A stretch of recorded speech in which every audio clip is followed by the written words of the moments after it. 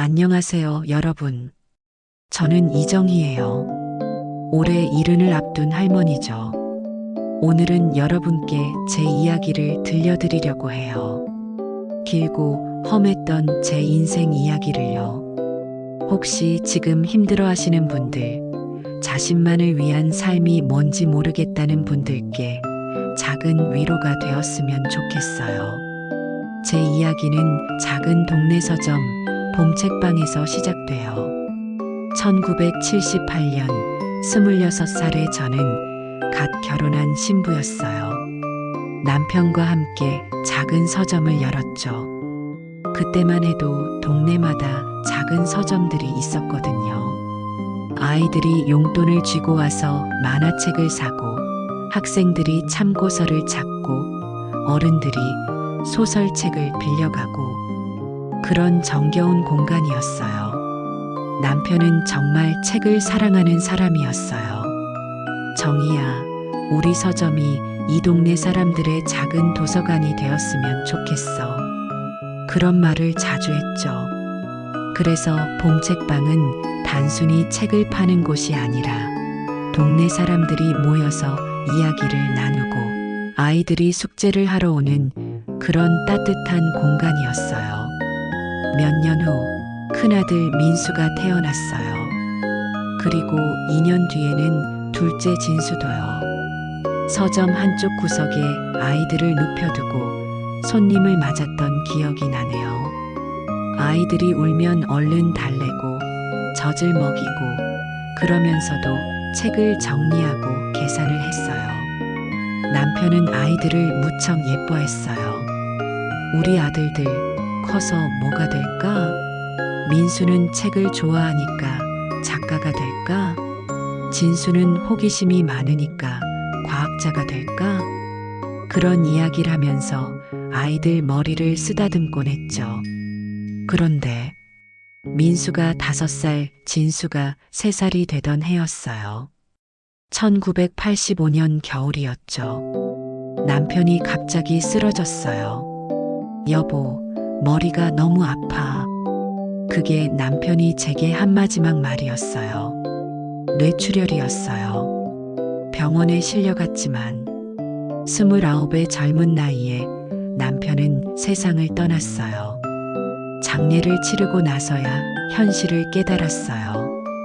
33세 과부가 된 저에게 남은 건 2 어린아들과 작은 서점뿐이었거든요. 시댁에서는 애들 데리고 들어와서 살라고 했지만 저는 거절했어요. 제 힘으로 아이들을 키우고 싶었거든요. 그날 밤 아이들이 잠든 후 서점에서 혼자 울었어요. 여보, 내가 어떻게 이 아이들을 키워내지? 내가 할 수 있을까? 하지만 울고 있을 시간은 없었어요. 다음 날부터 아이들을 업고 서점을 운영해야 했거든요. 그때부터 정말 악착같이 살았어요.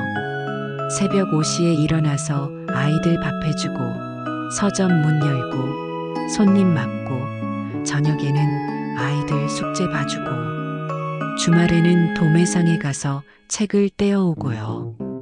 아이들이 학교에 가면서부터는 더 바빠졌어요. 학용품도 팔고 과외교재도 주문받고 복사 서비스도 시작했어요. 무엇이든 해서 돈을 벌어야 했거든요. 엄마, 다른 애들 엄마는 왜 집에 있는데? 우리 엄마는 항상 서점에 있어?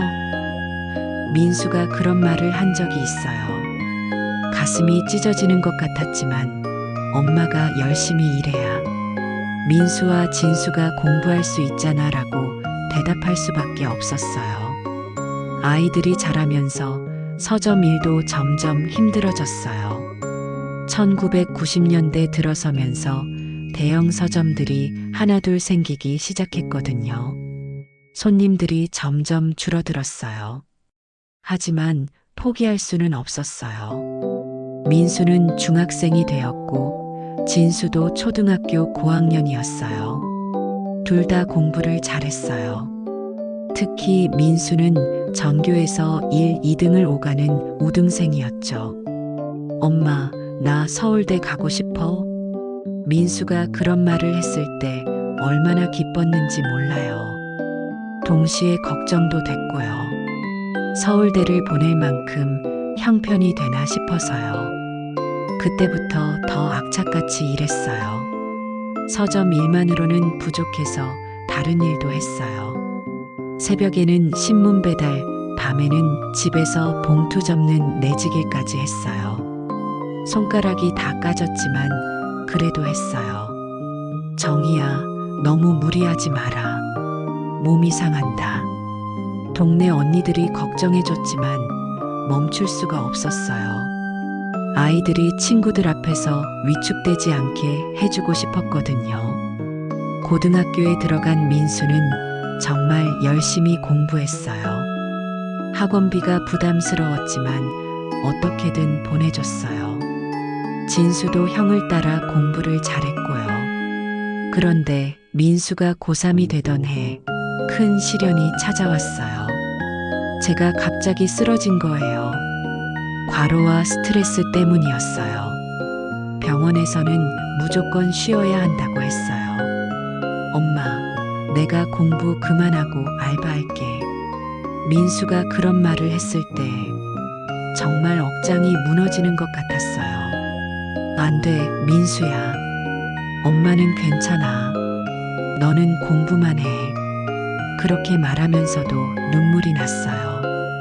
다행히 동네 분들이 많이 도와주셨어요. 서점 일을 봐주시기도 하고 반찬을 해다 주시기도 하고요.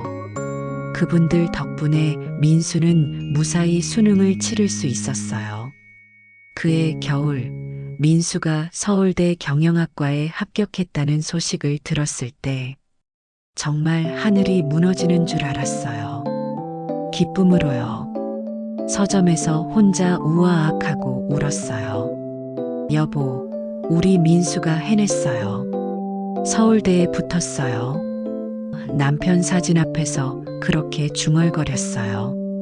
민수가 대학에 들어가고 2년 후에는 진수도 교대에 합격했어요. 둘 다 서울로 가게 된 거죠.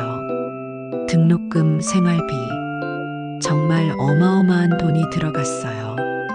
서점 수입만으로는 부족해서 건물에 세를 놔주기도 했고, 밤에는 식당에서 설거지 일도 했어요. 엄마, 미안해. 내가 빨리 졸업해서 돈 벌게. 민수가 그런 말을 할 때마다 괜찮다. 공부만 열심히 해라라고 했지만 속으로는 정말 힘들었어요. 그렇게 10년이 흘렀어요. 민수는 대기업에 취직했고 진수는 교사가 되었어요. 둘 다 결혼도 했어요. 민수 결혼식 날 제가 얼마나 뿌듯했는지 몰라요. 여보 봐요. 우리 민수 이렇게 잘 컸어요. 남편 사진을 보며 그렇게 말했어요. 진수도 결혼하고 아이까지 낳았어요. 그런데 진수는 외국으로 나가게 됐어요. 국제학교에서 일하게 된 거죠. 그때까지만 해도 저는 행복했어요. 두 아들 다 잘 키워냈다는 뿌듯함이 있었거든요. 이제 좀 편히 살 수 있겠다는 생각도 했고요. 하지만 그게 끝이 아니었어요. 진짜 시련은 그 이후에 찾아왔거든요. 2010년대에 들어서면서 세상이 완전히 바뀌었어요. 인터넷 서점이 생기고 전자책이 나오고 작은 동네 서점들이 하나둘 문을 닫기 시작했어요. 봄책방도 예외는 아니었어요. 하루 매출이 10,000원도 안 되는 날이 많아졌어요. 한 달에 책이 10권도 안 팔리는 때도 있었고요. 동네도 변했어요. 젊은 사람들은 다 이사를 가고 남은 건 저 같은 할머니, 할아버지들 뿐이었어요. 아이들도 없으니까 아동도서도 안 팔리고요. 정희야, 이제 서점 정리하는 게 어떨까? 동네 분들이 그런 말씀을 하셨어요. 나이도 있고 몸도 안 좋은데 언제까지 붙잡고 있을 거야? 하지만 포기하기가 쉽지 않았어요. 봄책방은 제 인생 그 자체였거든요. 남편과 함께 시작했고 아이들을 키운 터전이고 어떻게 쉽게 놓을 수 있겠어요? 더군다나 몸이 아프기 시작했어요.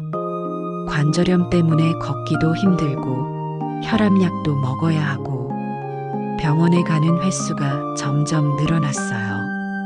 그런데 정말 서운한 건 아이들이었어요. 명절 때 민수네 가족이 오긴 했는데 하루 이틀 있다가 바로 가버렸어요. 엄마, 아이들 학원이 있어서 빨리 가야 돼. 엄마, 회사 일이 밀려 있어서. 진수는 아예 외국에 있으니까 전화로만 안부를 물었어요. 엄마, 괜찮으시죠? 몸 조심하세요. 그런 말만 반복하고요. 어느 날 민수가 전화를 했어요. 엄마, 서점 이제 정리하세요. 나이도 있으시고 몸도 안 좋으신데 언제까지 하실 거예요? 그 말이 정말 가슴에 꽂혔어요. 너희들 공부시키느라고 평생을 바쳐서 운영한 서점인데 이제 정리하라고? 엄마, 현실적으로 생각해 보세요. 요즘 누가 동네 서점에서 책을 사요? 인터넷으로 다 주문하는데 그냥 건물 팔아서 편하게 사세요. 편하게 살라고요? 저는 평생 편하게 산 적이 없는데요. 그날 밤 서점에서 혼자 울었어요. 정말 많이 울었어요. 여보, 나 이제 어떻게 해야 할까요? 아이들은 서점 정리하라고 하고 나는 뭘 하고 살아야 하죠? 겨울이 되면서 서점은 더 썰렁해졌어요. 하루 종일 손님이 한 명도 안 오는 날도 있었어요. 혼자 앉아서 옛날 사진들을 보곤 했어요. 남편과 함께 찍은 사진, 아이들이 어렸을 때 사진들. 아, 그때는 정말 힘들었지만 행복했는데 그런 생각이 들었어요. 어느 날은 정말 황당한 일도 있었어요. 동네 부동산 중개업소 사장이 와서 할머니, 이 건물 팔 생각 없으세요? 요새 이 동네 재개발 이야기가 나오는데 지금 팔면 좋은 값 받을 수 있어요 라고 하는 거예요. 모든 사람이 저보고 서점을 정리하라고 하는 것 같았어요. 아이들도 동네 사람들도 심지어 부동산 업자까지도요. 그해 겨울은 유독 추웠어요. 난방비가 부담되어서 온도를 많이 올리지도 못했고요. 무릎 담요를 덮고 앉아서 책을 읽는데 눈물이 그냥 줄줄 흘러내렸어요. 내가 뭘 잘못했을까? 평생을 가족을 위해 살았는데 이제는 쓸모없는 사람이 된 건가? 정말 우울한 시간이었어요. 살아야 할 이유를 찾지 못하겠더라고요. 그러던 어느 날 작은 변화가 찾아왔어요. 동네에 새로 이사 온 젊은 부부가 아이를 데리고 서점에 왔는데 그 아이가 그림책 코너에서 신이 나서 놀더라고요. 할머니, 이 책 읽어주세요. 그 아이가 제게 책을 들고 왔어요. 정말 오랜만에 들어보는 말이었어요. 그 아이에게 책을 읽어주는데 마음이 조금 따뜻해졌어요. 아, 내가 여전히 누군가에게는 필요한 사람이구나. 하지만 그것도 잠시였어요. 그 가족도 몇 번 오더니 더 이상 오지 않았어요. 결국 2019년 겨울, 저는 큰 결정을 내렸어요. 더 이상 버티기 힘들었거든요. 건물을 팔기로 한 거예요. 물을 팔기로 결정했을 때 가장 먼저 해야 할 일이 있었어요. 아이들에게 알리는 것이었죠. 민수에게 전화했어요. 민수야, 엄마가 서점 정리하기로 했다. 어머, 엄마, 잘 생각하셨어요. 진작에 그러셨어야죠. 그럼 우리 집 근처로 이사 오세요. 아이들도 있고 하니까 같이 사는 게 좋을 것 같은데요. 같이 살자고요? 며느리 눈치 보면서요? 손자들 봐주는 육아도우미가 되라는 건가요? 아니야, 민수야. 엄마는 따로 살 거야. 엄마, 왜 그러세요? 이제 나이도 있으시고 혼자 사시면 위험해요. 위험하다고요? 저는 평생 혼자 살아왔는데요. 진수에게도 전화했어요. 진수야, 엄마가 서점 정리한다. 어머니, 정말이요? 그럼 다행이네요. 그동안 너무 고생하셨어요. 형이랑 상의해서 좋은 요양원 알아볼게요. 요양원이라고요? 제가 언제 요양원 가겠다고 했나요? 진수야, 엄마는 아직 정정해. 요양원은 무슨... 어머니, 혼자 사시면 안 돼요. 만약에라도 뭔 일이 생기면 어떡해요?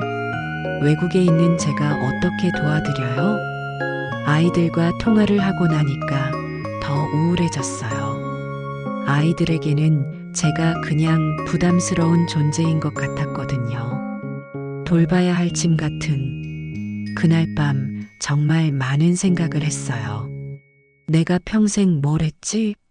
남편을 위해 살고 아이들을 위해 살고 정작 나를 위해 산 적은 언제였지? 문득 어릴 때 꿈이 생각났어요. 저는 어릴 때 선생님이 되고 싶었거든요. 아이들에게 책을 읽어주고 글쓰기를 가르쳐주는 그런 선생님 말이에요. 하지만 집안 형편 때문에 중학교도 제대로 못 나왔죠. 그래, 이제라도 내가 하고 싶었던 걸 해보자. 그렇게 마음먹고 인터넷을 검색해 봤어요. 바닷가 작은 마을들을 찾아봤죠. 그러다가 전남의 한 작은 섬마을을 발견했어요. 사진을 보니까 정말 평화로워 보였어요. 며칠 후 그 마을에 직접 가봤어요. 버스를 2번 갈아타고 배도 타고 정말 멀었지만 도착해 보니까 너무 아름다웠어요. 마을 입구에 있는 작은 카페에서 커피를 마시는데 사장님이 말을 걸어왔어요. 어르신, 어디서 오셨어요? 서울에서 왔어요. 이 동네에 살만한 곳이 있나 해서요. 아, 정말이요? 사실 우리 마을에 아이들이 너무 없어서 고민이에요. 방과 후에 아이들 봐줄 분이 있으면 좋겠는데. 그 말을 듣는 순간 가슴이 두근거렸어요. 제가 평생 서점을 운영했는데 아이들에게 책도 읽어주고 그런 일 할 수 있을 것 같아요. 정말요? 와, 그럼 정말 좋겠네요. 그날 마을을 둘러보면서 확신이 생겼어요. 여기서 새로운 인생을 시작해보자고요. 서울에 돌아와서 본격적으로 준비를 시작했어요. 건물 매매 계약도 하고 마을에 작은 방도 얻었어요. 그런데 아이들에게는 말하지 않았어요. 말하면 반대할 게 뻔했거든요. 봄책방의 마지막 날, 정말 많은 추억이 스쳐 지나갔어요. 남편과 함께 벽에 봄책방 간판을 달던 날, 민수가 처음 혼자 책을 읽던 날, 진수가 엄마 나도 선생님 될 거야 라고 하던 날, 책들을 정리하면서 울컥했어요. 하지만 슬픈 눈물이 아니라 감사한 눈물이었어요. 이 작은 공간에서 정말 많은 일들이 있었구나 싶어서요. 여보, 나 이제 새로운 시작을 해볼게요. 걱정하지 마세요. 남편 사진에게 그렇게 말하고 마지막으로 서점 문을 닫았어요. 그리고 일주일 후 저는 바닷가 마을로 떠났어요. 큰 여행 가방 하나와 책 몇 상자만 들고서요. 바닷가 마을에 도착했을 때 정말 새로운 세상이 펼쳐진 것 같았어요. 창문을 열면 바다가 보이고 바람 소리가 들리고 서울의 복잡함과는 정말 다른 세상이었어요. 처음 며칠은 적응하기 힘들었어요. 너무 조용해서 오히려 이상했거든요. 그런데 며칠 지나니까 마음이 평화로워지더라고요. 마을 사람들도 따뜻하게 맞아줬어요. 서울에서 오신 선생님이라고 부르면서 잘 챙겨주셨어요. 일주일 후 드디어 마을 글방을 열었어요. 제가 사는 방 한쪽에 작은 공간을 만들어서요. 아이들이 와서 책을 읽고 숙제도 하고 글쓰기도 배울 수 있는 그런 공간으로요. 처음에는 아이들이 쑥스러워했어요. 할머니, 서울에서 정말 오신 거예요? 할머니, 서울은 어떤 곳이에요? 그런 질문들을 하면서 조금씩 마음을 열더라고요. 특히 초등학교 3학년인 보름이라는 아이가 있었어요. 부모님이 일 때문에 늦게 들어오시니까 방과 후에 글방에서 시간을 보냈어요. 처음에는 말수가 적었는데 책을 읽어주니까 점점 밝아지더라고요. 할머니, 저도 글 쓰고 싶어요. 보름이가 그런 말을 했을 때 정말 가슴이 벅찼어요. 평생의 꿈이었던 일을 드디어 하게 된 거죠. 아이들과 함께 일기를 쓰고 편지를 쓰고 시도 써봤어요. 아이들의 솔직한 표현들을 보면서 저도 많이 배웠어요. 할머니는 왜 서울을 떠나서 여기 오셨어요? 어느 날 보름이가 그런 질문을 했어요. 할머니도 새로운 꿈이 생겼거든. 너희들과 함께 책 읽고 글 쓰는 게 할머니 꿈이었어. 와, 할머니도 꿈이 있으셨어요? 그럼 사람은 나이가 몇 살이 되어도 꿈을 가질 수 있단다. 그런 대화를 나누면서 저도 깨달았어요. 아, 나도 아직 꿈꿀 수 있는 나이구나. 몇 달이 지나면서 글방은 마을의 작은 명소가 되었어요. 아이들뿐만 아니라 어른들도 가끔 오셔서 책도 보시고 이야기도 나누시고요. 그런데 어느 날 예상치 못한 방문객이 찾아왔어요. 민수였어요. 엄마, 문 앞에 서 있는 민수를 보는 순간 가슴이 철렁했어요. 화가 나 있는 표정이었거든요. 엄마, 이게 뭐예요? 왜 아무 말도 없이 이런 곳으로 오셨어요? 얼마나 찾았는지 아세요? 민수는 정말 화가 나 있었어요. 목소리도 떨리고 있었고요. 민수야, 일단 들어와서 뭐요? 엄마, 정말 이해가 안 돼요. 나이가 몇 살인데 이런 깡촌으로 혼자 들어오세요? 만약에 쓰러지시면 누가 돌봐드려요? 여기 병원은 있기나 해요? 민수의 목소리가 점점 커졌어요. 마을 사람들이 쳐다볼 정도로요. 민수야, 목소리 좀 낮춰. 여기 사람들이 뭐요? 엄마가 지금 정상적인 행동을 하고 계신 것 같아요? 서울에 집도 있고 자식들도 있는데 왜 이런 외딴 곳에서 애들이나 봐주시고 있어요? 그 순간 정말 화가 났어요. 평생 참고 살았는데 더 이상 참을 수가 없더라고요. 민수야, 엄마가 뭘 잘못했다고 그래? 평생 너희들만 생각하고 살았는데 이제 내 나이 70이 되어서야 내가 하고 싶은 일 하는 게 그렇게 잘못된 거야? 엄마가 하고 싶은 일이 뭐예요? 이런 시골에서 남의 애들 봐주는 게요? 엄마, 정신 차리세요. 정신 차리라고? 내가 언제 정신을 놓았다고 그래? 지금이잖아요. 멀쩡한 아들들 놔두고 혼자 이런 데 와서. 엄마, 우울증인 거 아니에요? 병원 가봐야 할 것 같은데요.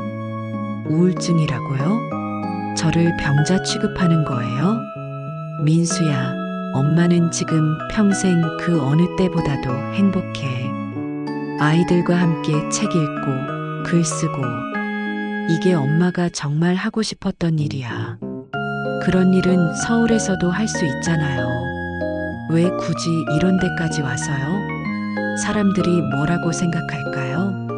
아들들이 어머니를 제대로 안 모신다고 할 거 아니에요? 아, 결국 체면 걱정이구나. 남들 시선이 걱정인 거구나. 민수야, 그럼 엄마가 너희 체면 깎아먹지 않게 조용히 집에서 늙어가라는 거야? 아무도 만나지 말고, 아무 일도 하지 말고, 그런 게 아니라, 엄마 나이에는 편안히 쉬셔야죠. 이런 일은 젊은 사람들이 하는 거예요. 젊은 사람들이 하는 일? 민수야, 엄마는 아직 죽지 않았어. 아직 할 수 있는 일이 많이 있다고. 그때 보름이가 학교에서 돌아왔어요. 할머니, 안녕하세요. 하면서 밝게 인사하더라고요. 그런데 민수가 보름이를 보더니 더 화를 냈어요. 엄마 봐요. 이런 애들 때문에 엄마가 고생하고 계시잖아요. 엄마는 이미 우리 키우느라 충분히 고생하셨어요. 이제 그만 쉬세요. 그 순간 정말 화가 치밀어 올랐어요. 민수야, 엄마가 고생이라고 생각한 적 없어. 이 아이들과 있을 때가 엄마가 가장 기뻐. 너희들이 어렸을 때처럼 말이야. 엄마, 그만해요. 지금 엄마 상태가 정상이 아니에요. 진수한테도 연락했어요. 내일 한국 들어와요. 우리가 엄마를 모시고 가겠어요. 모시고 간다고요? 마치 짐짝처럼요? 민수야, 엄마는 안 가. 여기가 좋아. 엄마, 왜 이렇게 고집을 부리세요? 자식들 걱정은 왜 안 하세요? 우리가 얼마나 마음 졸였는지 아세요? 걱정? 민수야, 너희가 언제 엄마 걱정했어? 명절에 하루 이틀 얼굴 비추고 가는 게 걱정하는 거야? 엄마, 우리도 바빠요. 직장도 있고, 아이들도 있고. 그래, 바쁘지. 그러니까 엄마는 조용히 구석에서 죽을 날만 기다리고 있으라는 거지. 그 말을 하고 나서 민수가 잠시 말을 못했어요. 그리고는 한숨을 크게 쉬더니, 엄마, 우리가 언제 그런 말을 했어요? 우리는 엄마가 안전한 곳에서 편하게 지내셨으면 하는 거예요. 편하게? 민수야, 엄마에게 편안함이 뭔지 아니? 사랑하는 사람들과 함께 의미 있는 일을 하는 거야. 그냥 안전한 곳에 처박혀 있는 게 편안함이 아니야. 그럼 사랑하는 사람이 우리는 아니라는 말씀이세요? 그 질문에 저는 잠시 말문이 막혔어요. 그리고는 조용히 말했어요. 민수야, 너희에게 주기 위해 살았지만 이젠 나에게 주는 삶도 살아보려 해. 그 말을 듣고 민수가 눈물을 글썽이더라고요. 엄마, 우리가 그렇게 못된 자식들이었나요? 민수야, 너희는 잘못이 없어. 엄마가 너희를 그렇게 키웠으니까. 너희 일만 하면 되고, 너희 가정만 챙기면 되는 줄 알도록. 그게 엄마 잘못이야. 그날 밤 민수는 마을 여관에서 잤어요. 다음 날 아침 진수도 도착했어요. 형제 둘이서 저를 설득하려고 했지만 저는 끝까지 거부했어요. 엄마, 제발 우리 말 좀 들어보세요. 여기서 뭔가 일이라도 생기면 어떡해요? 진수가 애원하듯 말했어요. 진수야, 엄마는 여기서 살고 싶어. 이해해줘. 그때 보름이를 비롯한 동네 아이들이 몇 명 왔어요. 할머니, 오늘도 책 읽어주세요. 하면서요. 그 모습을 본 민수와 진수가 조용해졌어요. 제가 아이들에게 책을 읽어주고 아이들이 환하게 웃는 모습을 보면서요. 책을 다 읽어준 후 민수가 조용히 말했어요. 엄마, 정말 행복하세요?